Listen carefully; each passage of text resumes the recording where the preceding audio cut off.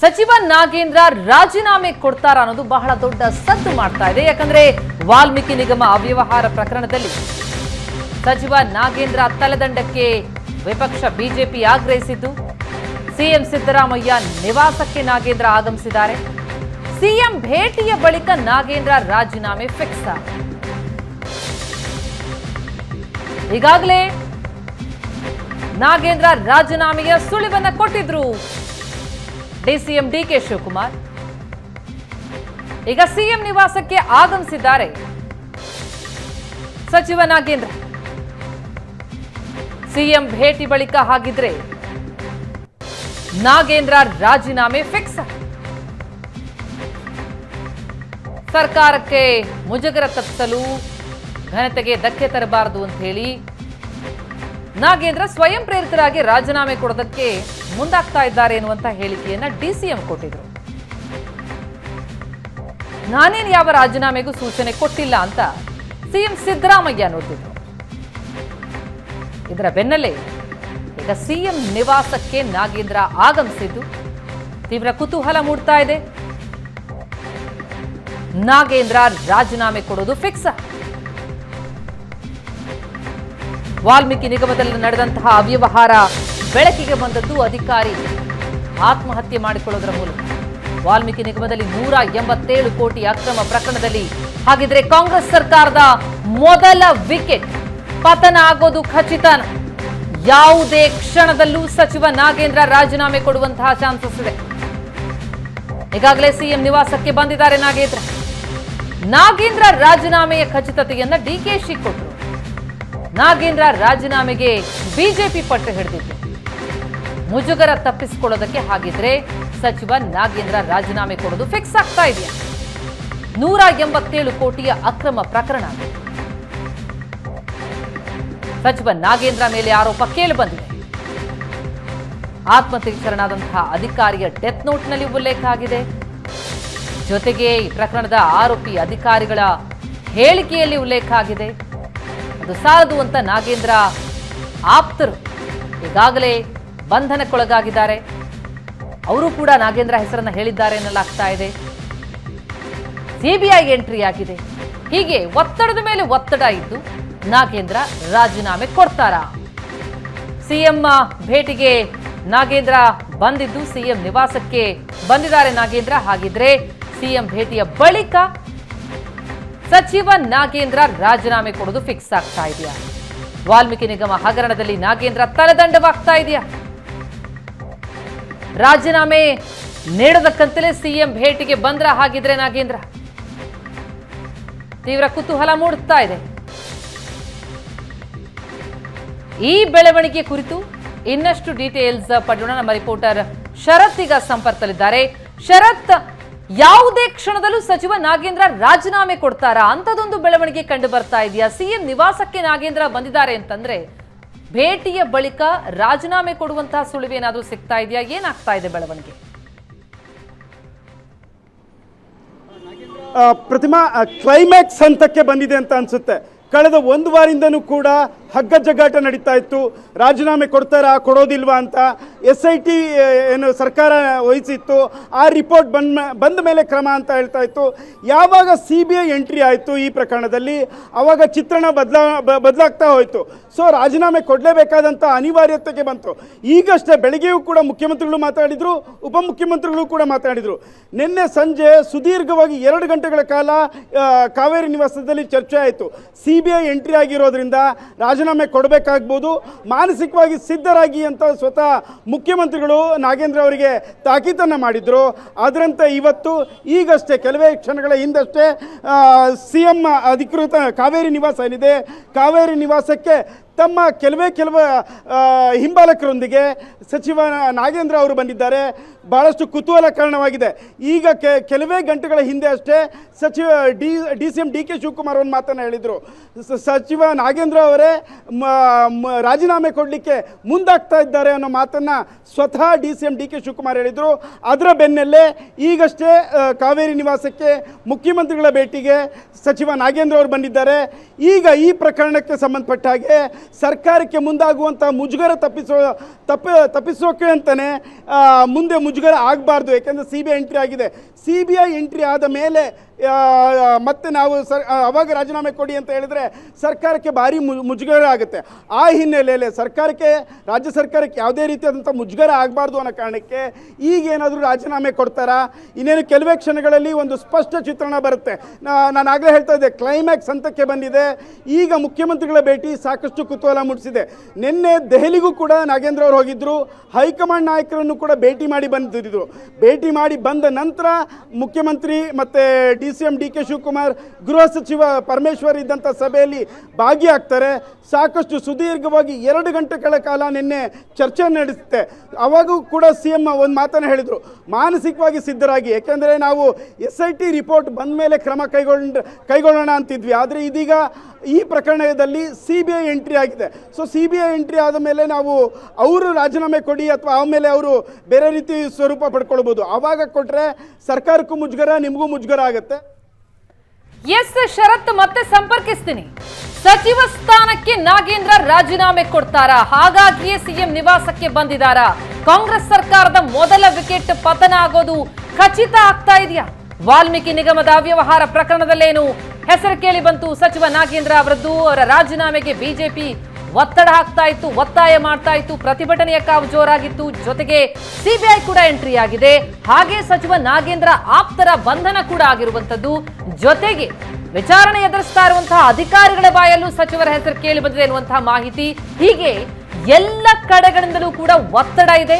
ಅದರ ಪರಿಣಾಮವಾಗಿ ಸರ್ಕಾರಕ್ಕಾದಂತಹ ಮುಜುಗರ ತಪ್ಪಿಸೋದಕ್ಕೆ ಸಚಿವ ನಾಗೇಂದ್ರ ರಾಜೀನಾಮೆ ಕೊಟ್ಟಿದ್ದಾರೆ ಎನ್ನುವ ಮಾಹಿತಿ ಲಭ್ಯ ಆಗ್ತಾ ಇದೆ. ಏಷ್ಯಾನೆಟ್ ಸುವರ್ಣ ನ್ಯೂಸ್ಗೆ ಸಿಗ್ತಾ ಇರುವಂತಹ ಮಾಹಿತಿ, ಸಚಿವ ನಾಗೇಂದ್ರ ರಾಜೀನಾಮೆ ಕೊಟ್ಟಿದ್ದಾರೆ ಎನ್ನುವಂತಹ ಮಾಹಿತಿ. CM ಸಿದ್ದರಾಮಯ್ಯನವರಿಗೆ ರಾಜೀನಾಮೆ ಪತ್ರವನ್ನ ಕೊಟ್ಟರು ಸಚಿವ ನಾಗೇಂದ್ರ ಎನ್ನುವ ಮಾಹಿತಿ ಲಭ್ಯ ಆಗ್ತಾ ಇದೆ. ಸಚಿವ ಸ್ಥಾನಕ್ಕೆ ನಾಗೇಂದ್ರ ರಾಜೀನಾಮೆ. ಕಾಂಗ್ರೆಸ್ ಸರ್ಕಾರದ ಮೊದಲ ವಿಕೆಟ್ ಪತನ ಆಗಿದೆ. ವಾಲ್ಮೀಕಿ ನಿಗಮದ ಅವ್ಯವಹಾರ ಪ್ರಕರಣದಲ್ಲಿ ಸಚಿವ ನಾಗೇಂದ್ರ ತಲೆದಂಡ. ಸಚಿವ ಸ್ಥಾನಕ್ಕೆ ನಾಗೇಂದ್ರ ರಾಜೀನಾಮೆ ಕೊಟ್ಟಿದ್ದಾರೆ. ಸಿದ್ದರಾಮಯ್ಯ ಸರ್ಕಾರದ ಮೊದಲ ವಿಕೆಟ್ ಪತನ ಆಗಿದೆ. ತಮ್ಮ ಸಚಿವ ಸ್ಥಾನಕ್ಕೆ ನಾಗೇಂದ್ರ ರಾಜೀನಾಮೆಯನ್ನು ಸಲ್ಲಿಸಿದ್ದಾರೆ. ಸರ್ಕಾರಕ್ಕೆ, ಪಕ್ಷಕ್ಕೆ ಆಗಿರುವಂತಹ ಮುಜುಗರವನ್ನು ತಪ್ಪಿಸೋದಕ್ಕೆ ಸಚಿವ ನಾಗೇಂದ್ರ ಅವರ ರಾಜೀನಾಮೆಯನ್ನು ಪಡೆಯಲಾಗಿದೆ. CM ಸಿದ್ದರಾಮಯ್ಯ ಅವರಿಗೆ ರಾಜೀನಾಮೆ ಪತ್ರವನ್ನು ಸಚಿವ ನಾಗೇಂದ್ರ ಸಲ್ಲಿಸಿದ್ದಾರೆ. ಮಧ್ಯಾಹ್ನದ ಹೊತ್ತಿಗೆ DKಶಿ ಆ ಸುಳಿವನ್ನ ಕೊಟ್ಟಿದ್ರು. ಸ್ವಯಂ ಪ್ರೇರಿತವಾಗಿ ಸಚಿವ ನಾಗೇಂದ್ರ ರಾಜೀನಾಮೆ ಕೊಡುವಂತಹ ನಿರ್ಧಾರಕ್ಕೆ ಬಂದಿದ್ದಾರೆ ಅಂತ. ತಮ್ಮ ನಿವಾಸದಲ್ಲೇ ಇದ್ರು ಸಚಿವ ನಾಗೇಂದ್ರ, ಎಲ್ಲೂ ಹೊರ ಬಂದಿರಲಿಲ್ಲ, ಚಿಂತಾಕ್ರಾಂತರಾಗಿದ್ದಾರೆ ಅಂತ ಹೇಳಲಾಗ್ತಾ ಇತ್ತು. ಆದರೆ ರಾಜೀನಾಮೆ ವಿಚಾರಕ್ಕೆ ಸಂಬಂಧಪಟ್ಟಂತೆ CM ಸಿದ್ದರಾಮಯ್ಯ ಮಾತ್ರ ತಾನು ಯಾವ ಸೂಚನೆ ಕೊಟ್ಟಿರೋ ಬಗ್ಗೆ ಕೂಡ ಬಹಿರಂಗವಾಗಿ ಹೇಳಿಕೆಯನ್ನು ಕೊಟ್ಟಿರಲಿಲ್ಲ. SIT ವರದಿ ಬರಲಿ ಅಂತಲೇ ಹೇಳ್ತಾ ಇದ್ರು. ಆದರೆ ಪ್ರಕರಣದಲ್ಲಿ ಈಗ ಒತ್ತಡ ಹೆಚ್ಚಿದೆ. ಈ ಹಿನ್ನೆಲೆಯಲ್ಲೇ ಸಚಿವ ನಾಗೇಂದ್ರ ತಲೆದಂಡವಾಗಿದೆ. ವಾಲ್ಮೀಕಿ ನಿಗಮದ ಹಗರಣದಲ್ಲಿ ಸಚಿವ ನಾಗೇಂದ್ರ ತಲೆದಂಡ. ಸಿದ್ದರಾಮಯ್ಯ ಸರ್ಕಾರದ ಮೊದಲ ವಿಕೆಟ್ ಪತನ ಆಗ್ತಾ ಇದೆ. ಬೆಳಗ್ಗೆ ನಾಗೇಂದ್ರ ರಾಜೀನಾಮೆ ಬಗ್ಗೆ DCM DK ಶಿವಕುಮಾರ್ ಸುಳಿವು ಕೊಟ್ಟಿದ್ರು. ಪಕ್ಷಕ್ಕಾಗಿರುವಂತಹ ಮುಜುಗರ, ಸರ್ಕಾರಕ್ಕಾಗುವಂತಹ ಮುಜುಗರವನ್ನು ತಪ್ಪಿಸೋದಕ್ಕೆ ಸ್ವಯಂ ಪ್ರೇರಿತವಾಗಿ ನಾಗೇಂದ್ರ ರಾಜೀನಾಮೆ ಕೊಡೋ ನಿರ್ಧಾರಕ್ಕೆ ಬಂದಿದ್ದಾರೆ ಅಂತ. ಈಗ CM ಸಿದ್ದರಾಮಯ್ಯ ಅವರನ್ನ ಭೇಟಿಯಾಗಿ ರಾಜೀನಾಮೆಯನ್ನ ಸಲ್ಲಿಸಿದ್ದಾರೆ ಸಚಿವ ನಾಗೇಂದ್ರ. ವಾಲ್ಮೀಕಿ ನಿಗಮದ ಹಣವನ್ನು ಉಪಖಾತೆಗಳನ್ನ ಮಾಡಿ ವರ್ಗಾವಣೆ ಮಾಡಿ ಬೇರೆ ಬೇರೆ ಖಾತೆಗಳಿಗೆ ಹಣ ವರ್ಗಾವಣೆ ಮಾಡಿರುವಂತಹ ಅವ್ಯವಹಾರ ಇದೆ. ಇಂಥ ಹಗರಣದಲ್ಲಿ ಸಚಿವರ ಸೂಚನೆ ಮೇರೆಗೆ ಈ ವ್ಯವಹಾರ ನಡೆಯಿತು ಎನ್ನುವಂತಹ ಆರೋಪ ಕೇಳಿಬಂದಿತ್ತು. ಹೀಗಾಗಿಯೇ ನಾಗೇಂದ್ರ ರಾಜೀನಾಮೆಗೆ ವಿಪಕ್ಷವು ಪಟ್ಟು ಹಿಡಿದಿತ್ತು. ಈಗ ನಾಗೇಂದ್ರ ರಾಜೀನಾಮೆ ಕೊಟ್ಟಿದ್ದಾರೆ. ಈ ಬಗ್ಗೆ ಅಪ್ಡೇಟ್ಸ್ ಪಡೆಯೋಣ. ನಮ್ಮ ಪ್ರತಿನಿಧಿ ಶರತ್ ಸಂಪರ್ಕದಲ್ಲಿದ್ದಾರೆ. ಶರತ್, ತಾವಾಗಲೇ ಹೇಳಿದ್ರಿ ಕ್ಲೈಮ್ಯಾಕ್ಸ್ ಹಂತ ತಲುಪಿದೆ ಅಂತ ಈಗ ನಾಗೇಂದ್ರ ರಾಜೀನಾಮೆಯೊಂದಿಗೆ ಅಂತ್ಯವಾಗ್ತಾ ಇದೆಯಾ?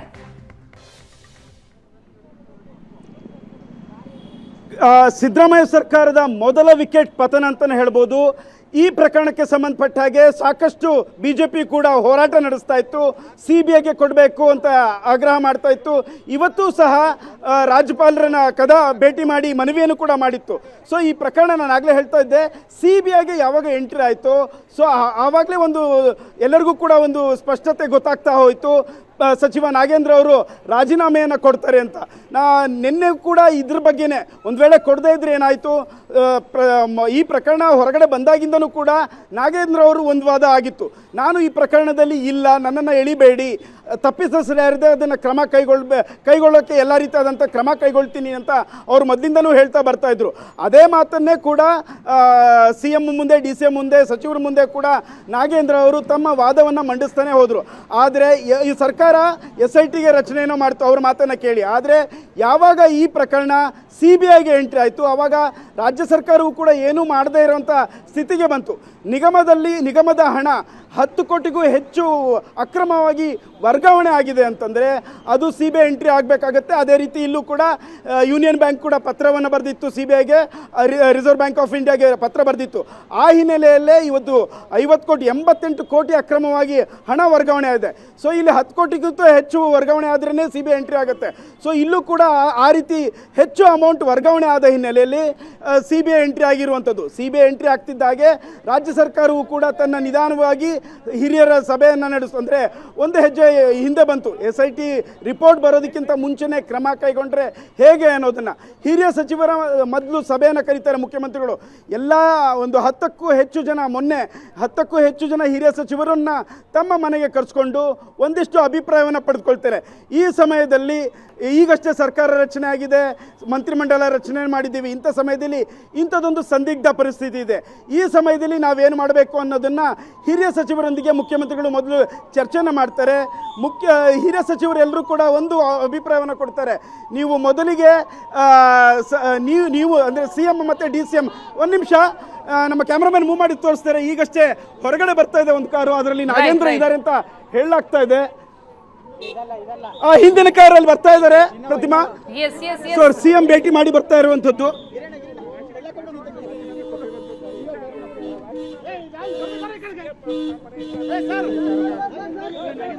ಯಾರಿಗೂ ಪ್ರತಿಕ್ರಿಯೆ ಕೊಡದೆ CM ನಿವಾಸದಿಂದ ತೆರಳಿದ್ದಾರೆ. ಈ ಕಡೆ ಬನ್ನಿ. ಯಾರಿಗೂ ಕೂಡ ಪ್ರತಿಕ್ರಿಯೆ ಕೊಡಲಿಲ್ಲ. ಮುಖ್ಯಮಂತ್ರಿಗಳಿಗೆ ರಾಜೀನಾಮೆ ಸಲ್ಲಿಸಿಯೇ ಹೋಗಿರ್ತಾರೆ ಎಂದು ಭಾವಿಸಲಾಗ್ತಾ ಇದೆ. ಟಿಂಟೆಡ್ ಗ್ಲಾಸ್ ಆಗಿತ್ತು, ಯಾರಿಗೂ ಕೂಡ ಸರಿಯಾಗಿ ಸಿಗ್ಲಿಲ್ಲ. ನಾವು ಬಹಳಷ್ಟು ಪ್ರಯತ್ನ ಪಟ್ವಿ ಅವರ ಪ್ರತಿಕ್ರಿಯೆ ತೆಗೆದುಕೊಳ್ಳೋಕೆ, ಆದ್ರೂ ಆಗ್ಲಿಲ್ಲ. ನಿಜ ಅಂದ್ರೆ ಸ್ವಯಂ ಪ್ರೇರಿತವಾಗಿ ನಾಗೇಂದ್ರ ರಾಜೀನಾಮೆಯನ್ನ ಕೊಡ್ತಾರೆ ಎನ್ನುವಂತ ಮಾತುಗಳನ್ನ DK ಶಿವಕುಮಾರ್ ನುಡಿದಿದ್ರು. ಆದ್ರೆ ನಾಗೇಂದ್ರ ಅವರ ನಿವಾಸದೊಳಗೆ ಇದ್ರು, ಯಾವ ರಾಜೀನಾಮೆ ಕೊಡುವಂತಹ ಮನಸ್ಥಿತಿಯಲ್ಲಿ ಅವರಿರಲಿಲ್ಲ ಅನ್ನುವಂತಹ ಮಾತುಗಳು ಕೇಳಿ ಬರ್ತಾ ಇದೆ. ಆದ್ರೆ CM ಮುಂಚೆಯೇ ಮಾನಸಿಕವಾಗಿ ಸಿದ್ಧ ಆಗಿರುವಂತಹ ಸೂಚನೆ ಕೊಟ್ಟಿದ್ರು ಅನ್ನುವಂತಹ ಮಾಹಿತಿ ಏನ್ ಸಿಗ್ತಾ ಇದೆ. ಕೊನೆಗೂ ಸಚಿವ ನಾಗೇಂದ್ರ ತಲೆದಂಡಾಗಿದೆ. ಈ ಪ್ರಕರಣ ನಿಜಕ್ಕೂ ಸರ್ಕಾರದ ಪಾಲಿಗೆ ಬಹಳ ದೊಡ್ಡ ಮುಜುಗರ. ಕೇವಲ ರಾಜೀನಾಮೆ ಪಡೆದ ಮಾತ್ರಕ್ಕೆ ಎಲ್ಲ ಮುಕ್ತಾಯ ಆಯಿತು ಅಂತ ಅಲ್ವಾ?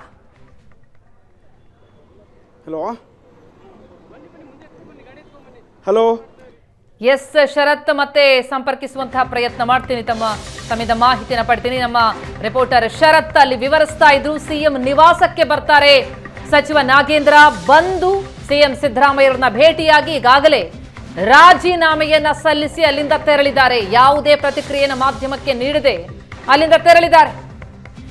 ಬಹುಕೋಟಿ ಹಗರಣಕ್ಕೆ ಸಚಿವರ ತಲೆದಂಡ. ಸಿದ್ದರಾಮಯ್ಯ ಸರ್ಕಾರದ ಮೊದಲ ವಿಕೆಟ್ ಪತನವಾಗಿದೆ. ವಾಲ್ಮೀಕಿ ನಿಗಮದ ಅವ್ಯವಹಾರ ಪ್ರಕರಣ ಒಬ್ಬ ಅಧಿಕಾರಿಯ ಜೀವವನ್ನೇ ಬಲಿ ಪಡೆದು ಬಿಡ್ತು. ವಾಲ್ಮೀಕಿ ನಿಗಮದ ಅಧಿಕಾರಿ ಚಂದ್ರಶೇಖರ್ ಆತ್ಮಹತ್ಯೆಗೆ ಶರಣಾದ್ರು. 6 ಪುಟಗಳ ಡೆತ್ ನೋಟ್ ಬರೆದಿಟ್ರು.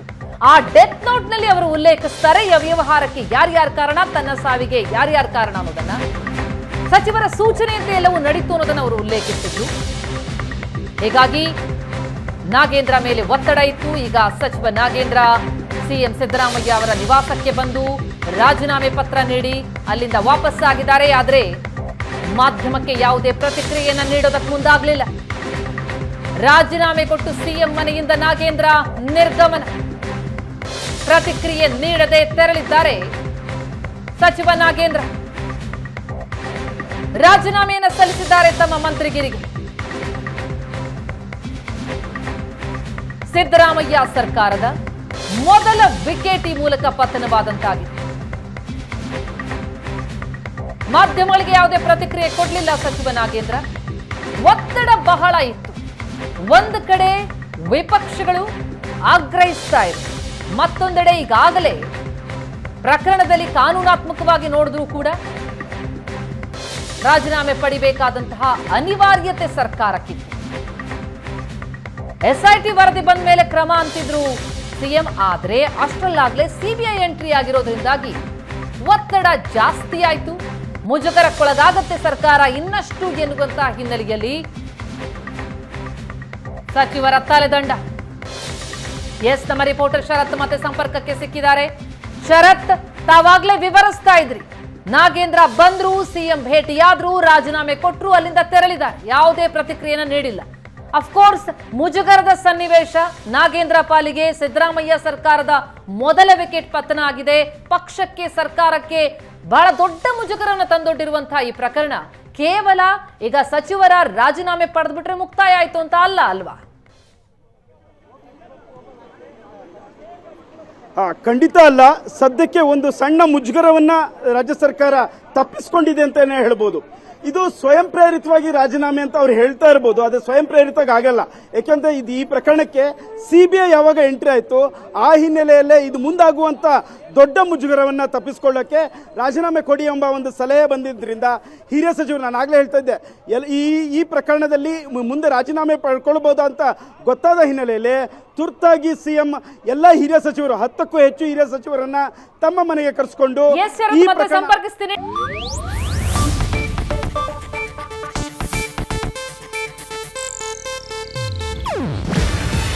ಇದು ಏಷ್ಯಾನೆಟ್ ನ್ಯೂಸ್ ನೆಟ್ವರ್ಕ್ ಪ್ರಸ್ತುತಿ. ನೀವು ನೋಡ್ತಿದ್ದೀರಾ ಏಷ್ಯಾನೆಟ್ ಸುವರ್ಣ ನ್ಯೂಸ್.